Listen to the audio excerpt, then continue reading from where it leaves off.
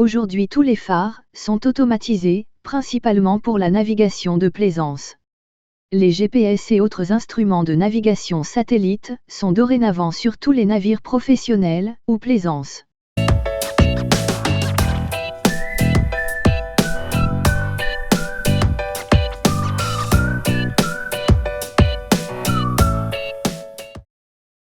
Le premier phare de l'île aux Moines a été allumé en 1835, puis remplacé en 1854 par une tour carrée, plus haute de 5 mètres, accolée à la première tour.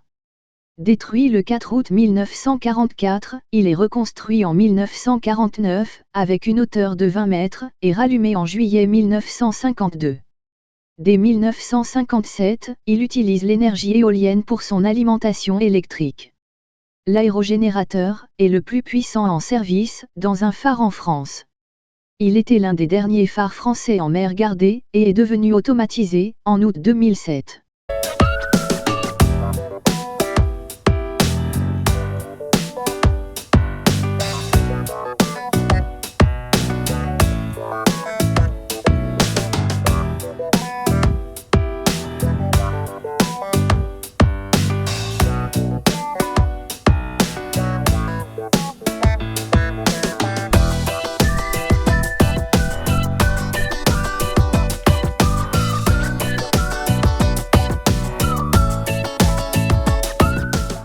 Le phare des Triagos fut construit avec une hauteur de 15 mètres entre 1861 et 1864, date à laquelle il fut mis en service. Il fut électrifié en 1981 en remplacement du feu à vapeur de pétrole et automatisé en 1984.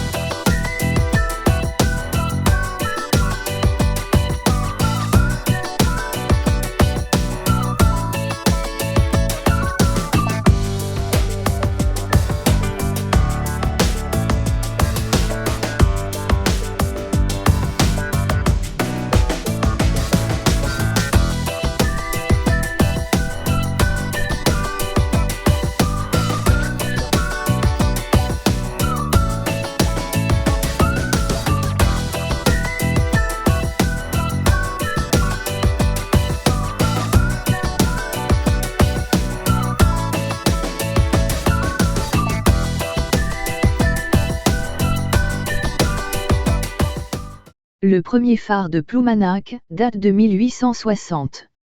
Détruit par les troupes allemandes le 4 août 1944, il a été remplacé par le phare actuel en 1946, premier allumage en 1948. Il a une hauteur de 15 mètres.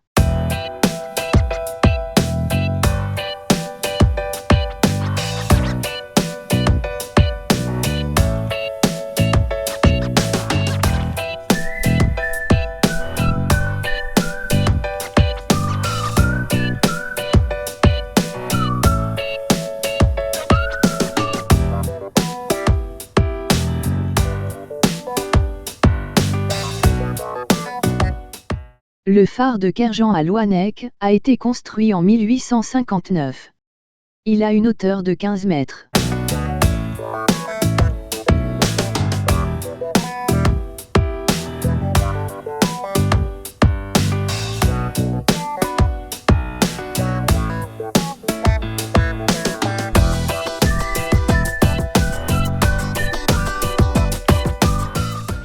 Le phare du Colombier à Perros-Guirec a été construit en 1859. Il a une hauteur de 7 mètres.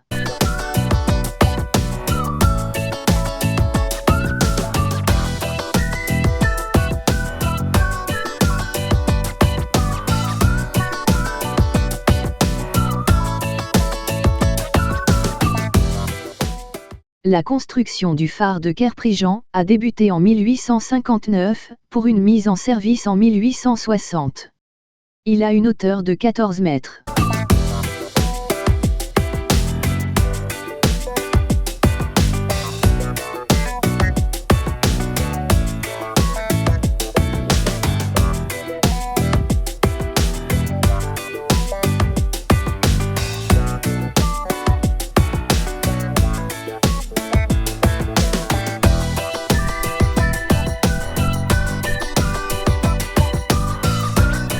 Le phare des Éaux de Bréhat a été construit entre 1836 et 1840, il s'illumine le 1er février 1840, en haut d'une tour massive de 47 mètres.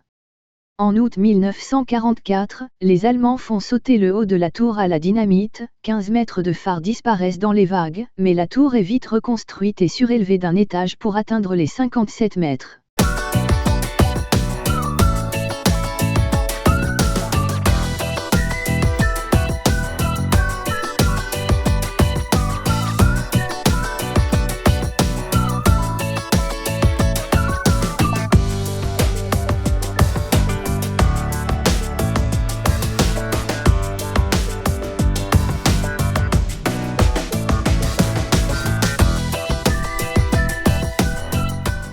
Le phare de Baudic, situé à Lézardrieux, mesure 23 mètres de hauteur. Il remplace un précédent phare construit en 1867, qui fut détruit par les Allemands en 1944.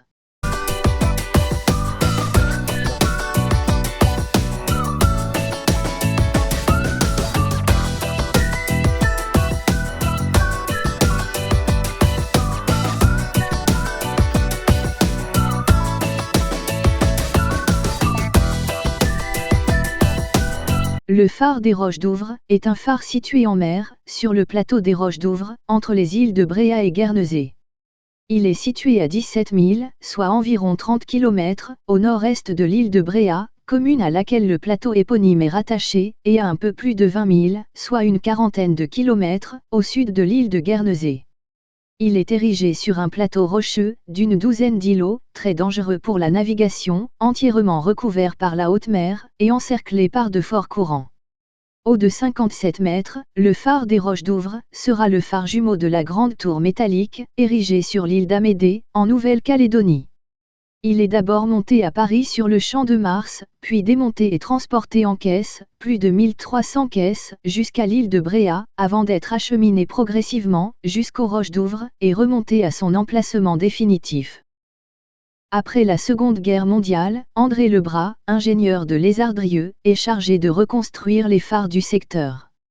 Pour les Roches d'Ouvre, il projette un important bâtiment en maçonnerie, dont la Majesté devrait en faire l'un des plus importants, parmi les phares du monde entier. La construction métallique est abandonnée, pour un bâtiment en granit rose. Le 1er septembre 1900, le torpilleur Bouet-Willomé, ayant un équipage de 22 hommes, coule sur la roche Gautier, près des Roches d'Ouvre. Le phare reste en service pendant 77 ans, jusqu'à sa destruction à l'été 1944 par les troupes allemandes. Aux Roches d'Ouvre, personne, les oiseaux de mer sont là chez eux. Des Roches d'Ouvre, on ne voit rien. Tel est l'isolement de ce rocher. Tout autour l'immense tourment des flots. La rafale, l'eau, la nuit, l'illimité, l'inhabité. Texte de Victor Hugo, dans Les Travailleurs de la mer. L'éloignement du plateau rocheux, et la décision d'utiliser du granit, ne facilitent pas la reconstruction du phare. Ce chantier représente une prouesse pour les ingénieurs. Le granit est puisé dans un stock constitué par les Allemands, à Ploumanac.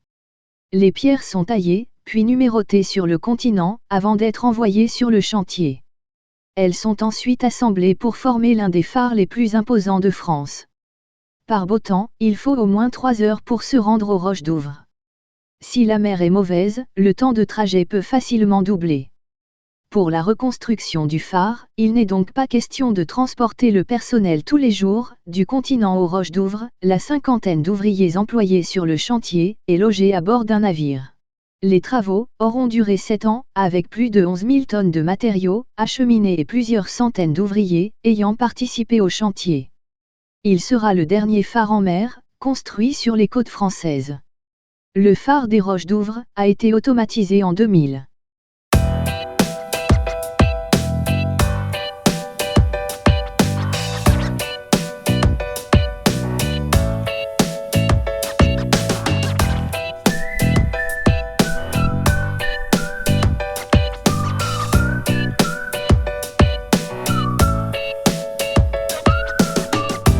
Le 20 juin 1881, le phare du Grand Légion, le feu est allumé au sommet de la tourelle haute de 24 mètres.